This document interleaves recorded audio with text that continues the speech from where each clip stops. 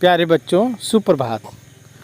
आज कक्षा 12 हिंदी की क्लास में हम पढ़ेंगे जगन्नाथ दास रत्नाकर द्वारा रचित ऊधो प्रसंग। जैसा कि इसके पूर्व की कक्षा में आप पद संख्या 1 से लेकर 6 तक पढ़ चुके हैं। यदि आप उसको पढ़ना चाहते हैं तो उसका लिंक हम डिस्क्रिप्शन बॉक्स में दे देंगे, आप वहां से उसको पढ़ सकते हैं। तो आइए आज शुरू करते हैं। पद संख्या 7। ऊधो यह सूदो सो संदेशो कही दीजो एक, जानत अनेक न विवेक ब्रज बारी है। इस पद संख्या 7 में ऊधो से गोपियाँ कहती हैं कि मेरा एक संदेशा जो है आप कृष्ण से कह दीजिएगा। और सीधा सीधा, सूधो माने सीधा सीधा, ऊधो यह सीधो सो संदेश, सीधा संदेशा है, कोई लाग लपेट की बात नहीं है, सीधा सीधी बात है। आप इस संदेशे को जो है कृष्ण से कह दीजिएगा। क्या कह दीजिएगा कि जानत अनेक ना विवेक ब्रजबारी, ब्रजबारी मतलब ब्रज की गोपियाँ। और विवेक मने होता है, विवेक मने बुद्धि होती है, लेकिन यहाँ छल कपट इसका अर्थ है।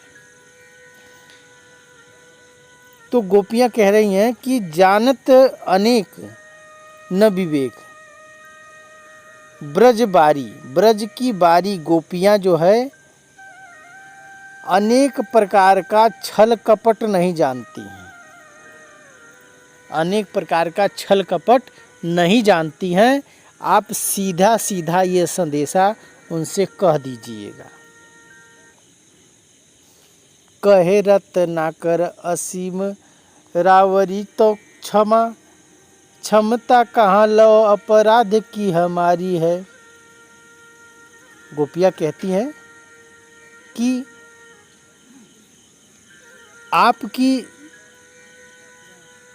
जो क्षमा करने की क्षमता है वो असीम है। रावरी मने होता है आपकी, नहीं कहते हैं राउर, राउर राउर मने आपकी, वही राउर से रावरी बना है।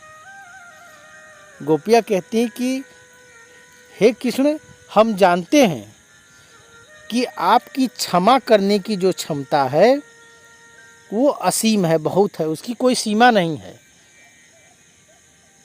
और क्षमता कहाँ लो अपराध की हमारी है, और हमारे अपराध करने की जो क्षमता है आपके क्षमा करने की क्षमता से कम ही है।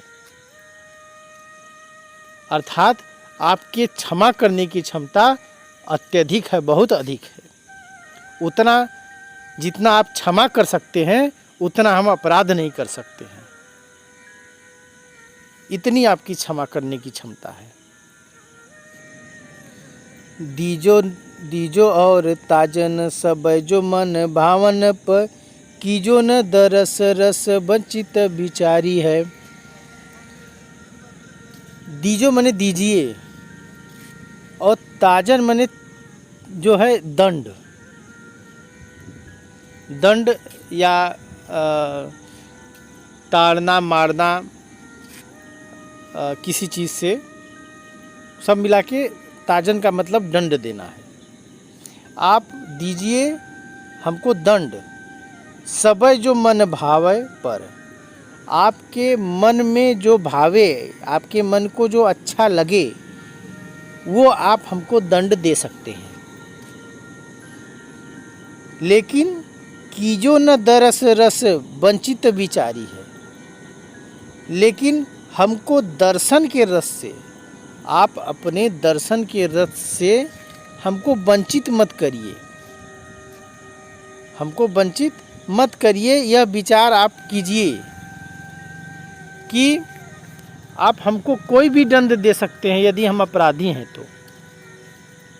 लेकिन हमको अपना दर्शन अवश्य दीजिए। अपने दर्शन के रस से हमको वंचित मत करिए। भली हैं बुरी हैं और सलज्ज निर्लज्ज हूँ हैं, जो कहें सो हैं पर परिचारिका तिहारी हैं। गोपियाँ कहती हैं कि हम भली हैं, आपके लिए चाहे भली हो, अच्छी हो या बुरी हो। सलज्ज हैं, लज्जावान हो या निर्लज्ज हैं, जैसे भी हों, जो कहें सो है, मतलब जो आप कह ले वो सब ठीक है। भली कहें तभी ठीक है, बुरी कहें तभी ठीक है, लज्जावान कहें तभी ठीक है, निर्लज्ज कहें तभी ठीक है, जो कहें सब कुछ ठीक है। लेकिन हम सभी जो है परिचारिका तुम्हारी हैं। तिहारी माने आपकी, आपकी परिचारिका है। परिचारिका मतलब होता है दासी हैं, सेविका हैं। तो हम सब आपकी दासी हैं, आप जो चाहे वो कह सकते हैं। यह देखिए लिखित रूप में व्याख्या है, आप इसका स्क्रीनशॉट लेके अपने नोट्स में लिख सकते हैं। ये देखिए, अब इसका काव्य सौंदर्य देखते हैं। काव्य सौंदर्य के दो पक्ष, भाव पक्ष और कला पक्ष। भाव पक्ष में गोपियों के प्रेम एवं समर्पण के भाव की अभिव्यक्ति हुई है। रस श्रृंगार रस है। कला पक्ष में आप ब्रज भाषा का प्रयोग लिखेंगे। शैली मुक्तक है, छंद मनहर सवैया है। अलंकार दरस रस में यमक और पद मैत्री अलंकार। गुण माधुर्य है और सब शक्ति लक्षणा और व्यंजना का प्रयोग हुआ है। आशा करते हैं पद संख्या 7 का अर्थ आपको समझ में आया होगा। और आज के लिए बस इतना ही। धन्यवाद।